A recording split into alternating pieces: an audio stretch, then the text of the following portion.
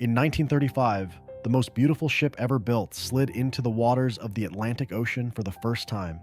The SS Normandy wasn't just a ship, it was a floating palace, a masterpiece of Art Deco design that made every other ocean liner look outdated the moment she launched.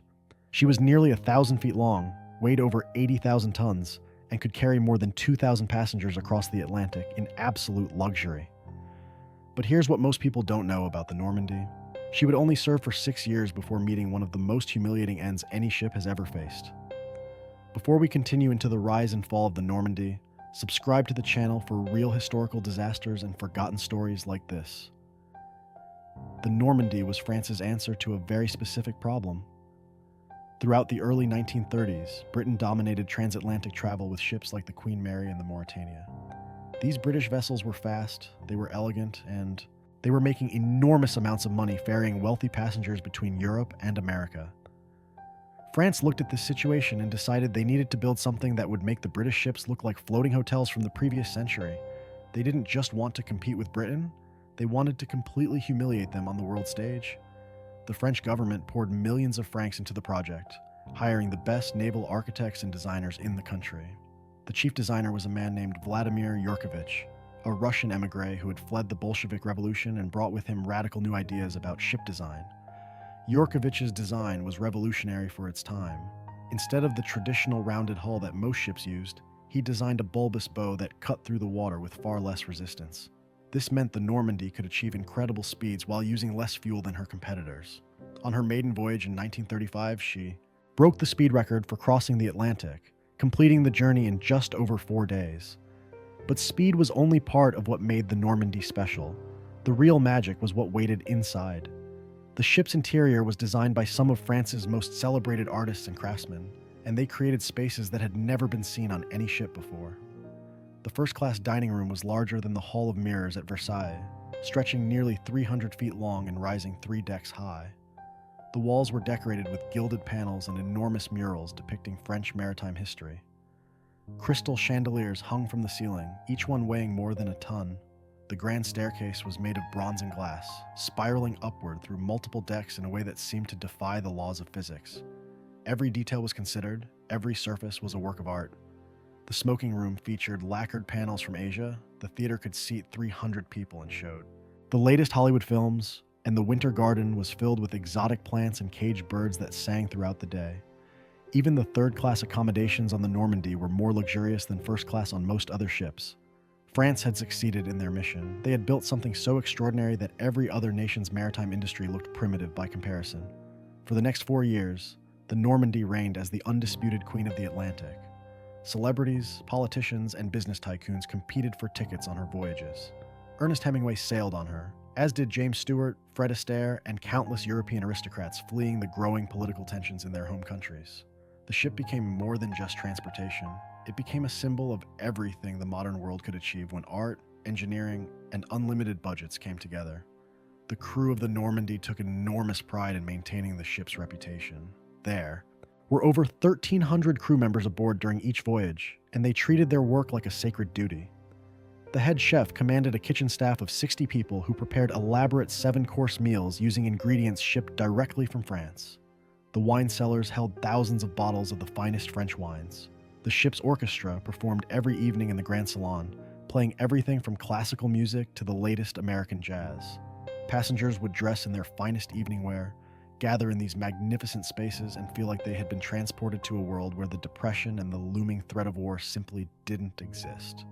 But even during these glory years, there were warning signs that the Normandy's time might be limited. The ship was fantastically expensive to operate, requiring enormous amounts of fuel and constant maintenance to keep all of her elaborate systems running smoothly. The French line, which operated the Normandy, struggled to turn a consistent profit despite charging premium prices for tickets. And then, there was the competition.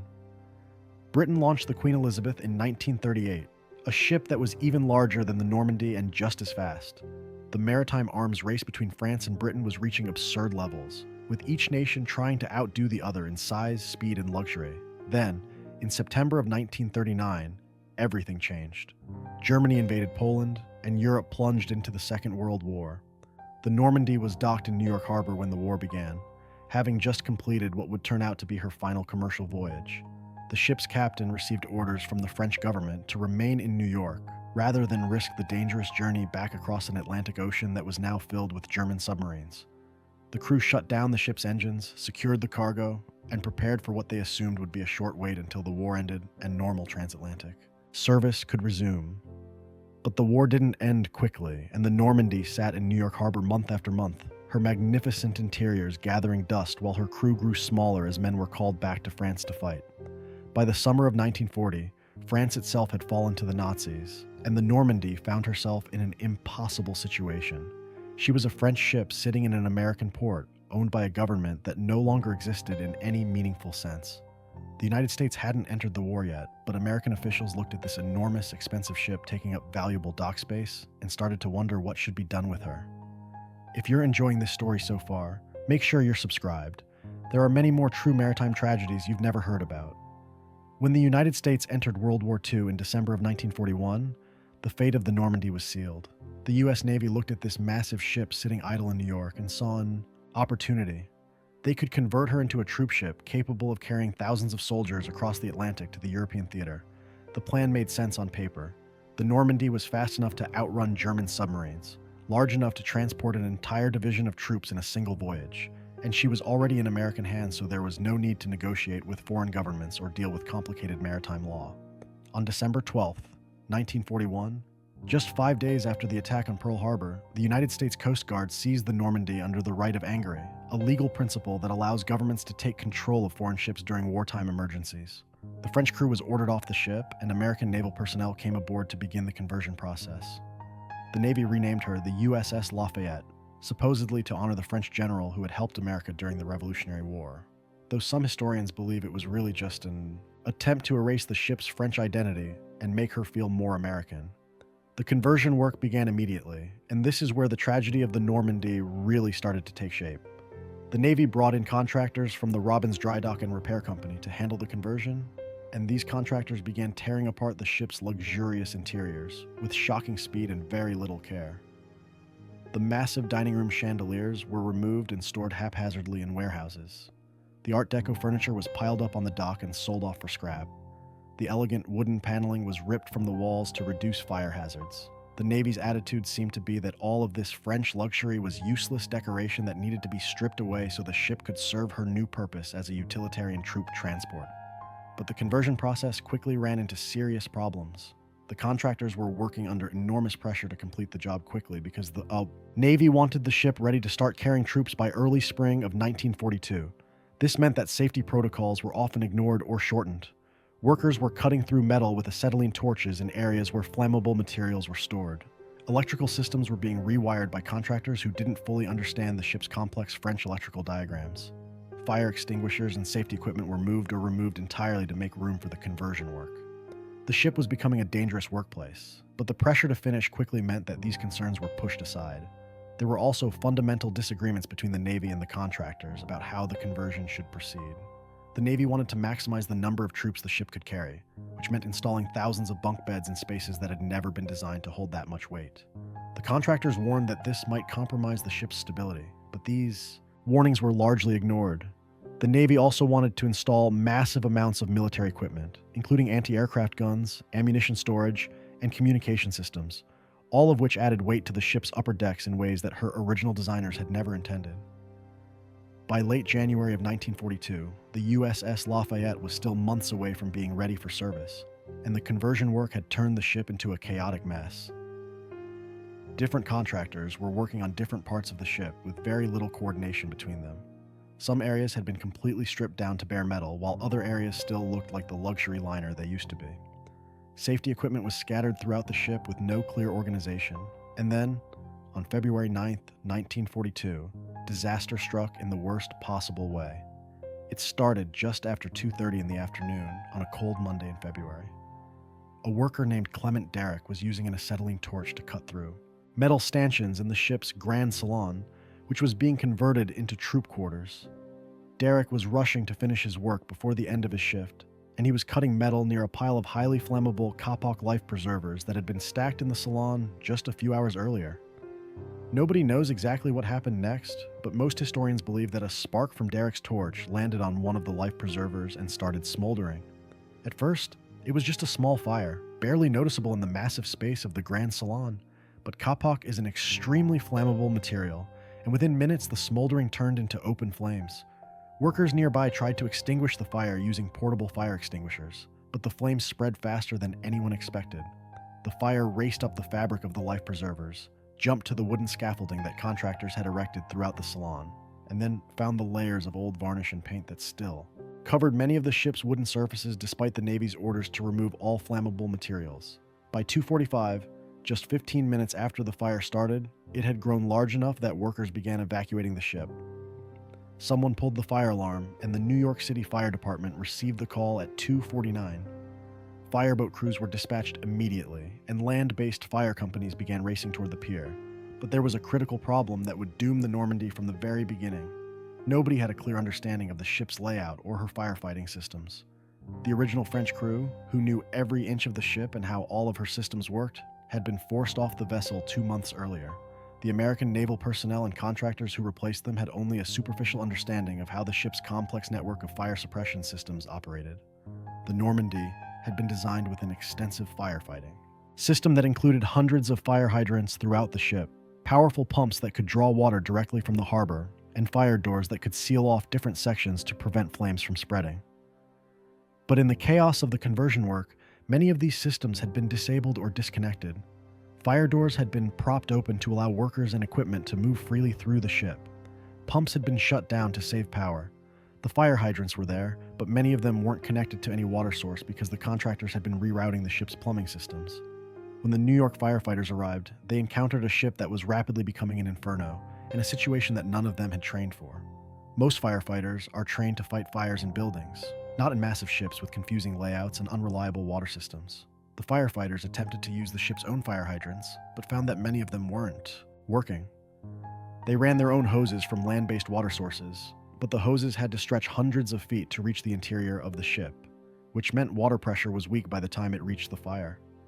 Some firefighters tried to board the ship and fight the flames from inside, but the smoke was so thick and the heat was so intense that they had to retreat within minutes. By 4 o'clock in the afternoon, the fire had spread through multiple decks and was completely out of control. The Grand Salon where it started was now a raging furnace, with flames shooting up through the 3-deck high space and melting the metal framework that supported the ceiling. The fire spread forward into the ship's theater and aft into the first-class cabins. Thick black smoke poured from every opening in the ship's superstructure, visible from miles away across Manhattan. News photographers and newsreel cameramen rushed to the scene, and soon images of the burning Normandy were being broadcast across the country. But the firefighters made a decision that would seal the ship's fate. Desperate to bring the fire under control, they began pumping massive amounts of water into the ship from fireboats positioned alongside her hull. The problem was that nobody was paying attention to how much water was going into the ship or where it was accumulating. The Normandy had been designed to handle water in specific ways, with drainage systems and bilge pumps that could remove water from spaces where it didn't belong. But those systems either weren't working or couldn't keep up with the enormous volume of water the firefighters were pumping aboard. As darkness fell on New York Harbor, the fire was finally beginning to die down, but a new crisis was developing. The SS Lafayette was taking on thousands of tons of water, and all of that water was collecting on her upper decks and port side. The ship, which had been designed to float in perfect balance, was becoming dangerously unstable. Naval officers on the scene could see the ship beginning to list to port, leaning further and further to her left side as the weight of the water pulled her over. Engineers frantically tried to pump water out of the ship and redistribute the weight, but it was too late. The Normandy had reached the point of no return. Chapter 5. The Capsizing, 2000 to 2400. At approximately 2:30 in the morning on February 10th, nearly 12 hours after the fire had started, the USS Lafayette gave up her fight and rolled over onto her port side. The capsizing happened slowly, almost gracefully, as if the ship was simply lying down to rest after her ordeal. But there was nothing graceful about what it meant. The most beautiful ship ever built, a vessel that had cost over $60 million to construct and had been the pride of the French maritime industry, was now lying on her side in the freezing waters of New York Harbor, partially submerged and utterly ruined.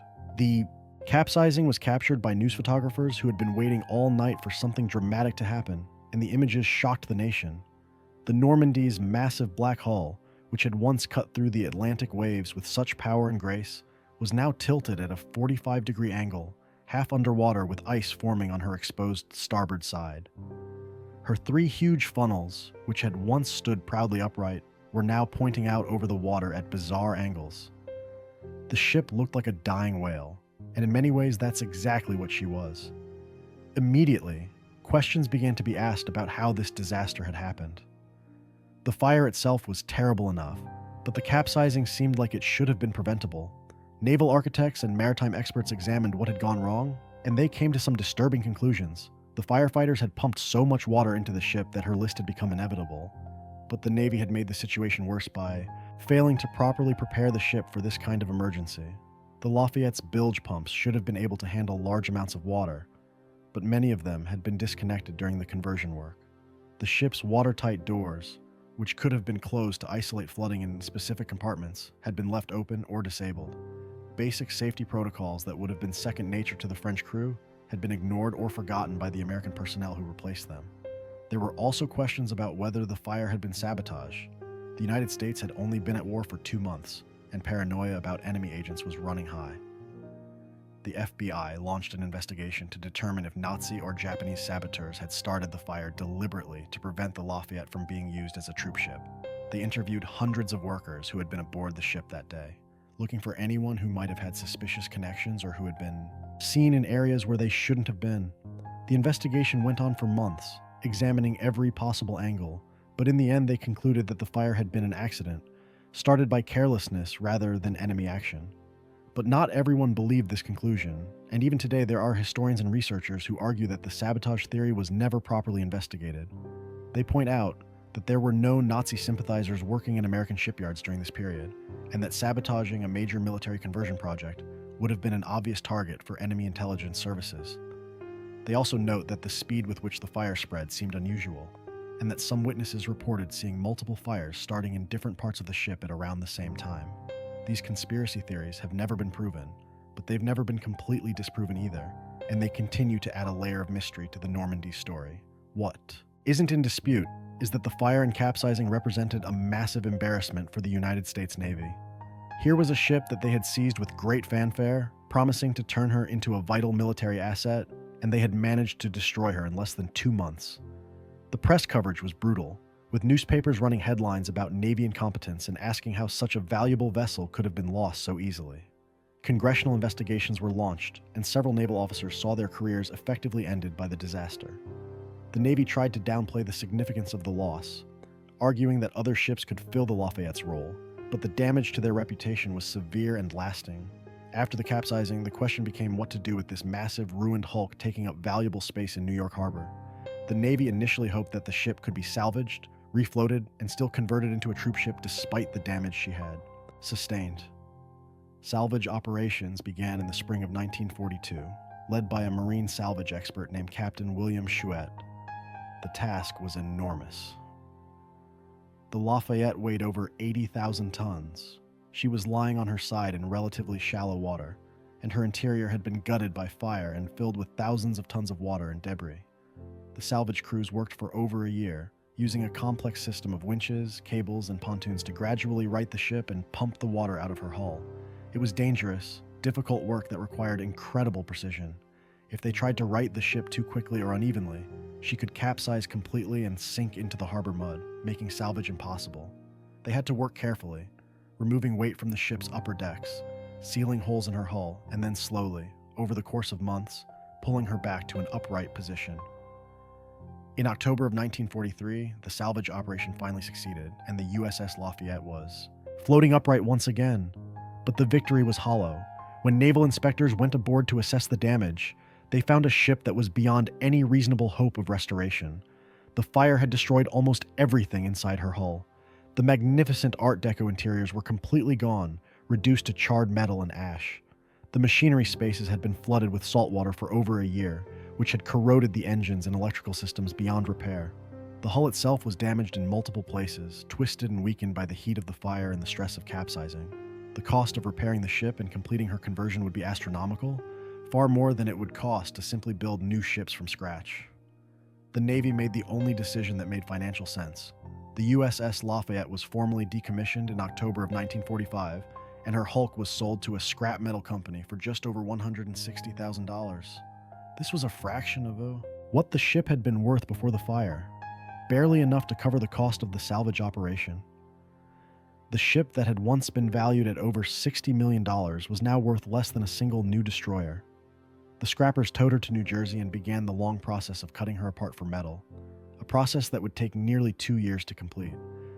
There's something deeply sad about imagining the final days of the Normandie, this ship that had once been the pinnacle of human artistic and engineering achievement, being slowly dismantled by workers with cutting torches who probably had no idea what she had once been. The Art Deco light fixtures ended up in warehouses and antique stores. Some of the ship's furniture was saved and can still be found in museums and private collections. A few of her massive bronze propellers were sold to private collectors and now sit in various maritime museums. But most of the ship was simply melted down and turned into steel that was used for far less glamorous purposes. The story of the SS Normandy raises uncomfortable questions about how we treat beautiful things, especially during times of crisis. The ship was destroyed not by enemy action, not by the forces of nature, but by a combination of carelessness, poor planning, and an attitude that viewed her magnificent design as nothing more than useless decoration. The French had built her as a work of art, but the Americans who took control of her saw only a utilitarian object that needed to be stripped down and repurposed. This cultural clash, more than any single mistake or accident, is what really killed the Normandy. There's also a broader lesson here about the difference between building something and destroying it. The Normandy took years to design and construct, involving hundreds of artists, architects, and engineers working together to create something extraordinary. But she was destroyed in a matter of hours by people who didn't understand what they were dealing with and didn't take the time to learn. The fire could have been prevented with better safety protocols. The capsizing could have been avoided with more careful attention to the ship's stability. The whole disaster was preventable, which makes it all the more tragic. In France, the loss of the Normandy was felt deeply, almost as a national tragedy. She had represented the country's technological and artistic prowess at a time when France desperately needed symbols of national pride.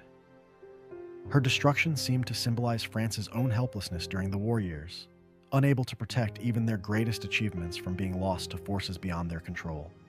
To this day, the Normandy holds a special place in French maritime history, remembered not just as a ship, but as a symbol of a golden age that was lost too soon.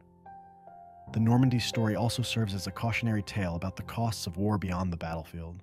World War II destroyed countless works of art, architecture, and engineering across Europe and Asia, and while the Normandy wasn't destroyed by bombs or torpedoes, she was just as much a casualty of the war as any building that was deliberately targeted. The war created an environment where speed and military necessity trumped every other consideration, and beautiful things that took years to create were casually destroyed in the rush to mobilize for combat. Today, the Normandy exists mostly in photographs and memories. There are a few artifacts in museums, some pieces of furniture in private collections, and detailed architectural plans that document what she once was. Maritime historians and ship enthusiasts study her story, debate what could have been done differently, and mourn the loss of what many still consider to be the most beautiful ship ever built. Modern cruise ships are larger and more luxurious in terms of amenities, but none of them possess the artistic coherence and design excellence that made the Normandy special. She represented a moment in history when nations were willing to invest enormous resources in creating objects of genuine beauty, not just functional vessels. The burning of the SS Normandy stands as one of the most preventable disasters in maritime history, a tragedy born not from malice or natural forces, but from human error, poor planning, and a fundamental failure to appreciate what was being lost. She deserved better than to burn at her moorings and capsize in a harbor, destroyed by the very people who were supposed to be protecting her. The most beautiful ship ever built met an ugly end, and that contradiction haunts her story to this day. For more true history documentaries like this, subscribe to the channel. New real stories every week.